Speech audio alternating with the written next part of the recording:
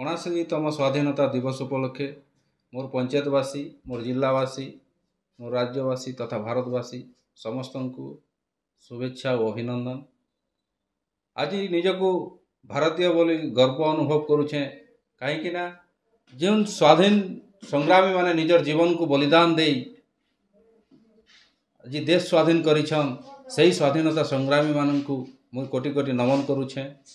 आज आमे शांति रे सोई पारिछु जहार पाई कि से वीर सैनिक माने निजर जीवन को खातिर न करी बोर्डर रे रही दिन राति अहरह करी जगी आमको शांति रे निद्रा नेबा पाई आमको जो प्रयास करिसंती सतरे से वीर पुरुष मानू मो तरफरु कोटि कोटि नमन करुछे, नमस्कार करुछे।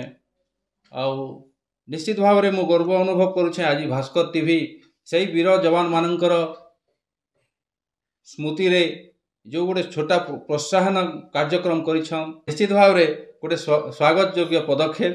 आउ मु धन्यवाद देवी आमर भास्कर टीवी जो मीडिया बंधु माने ये प्रयास करिछन निश्चित नियार प्रयास है। आउ आसन समस्ते मिलमिशि सही कार्यक्रम को सफल करमा। नमस्कार, जय हिंद, जय भारत।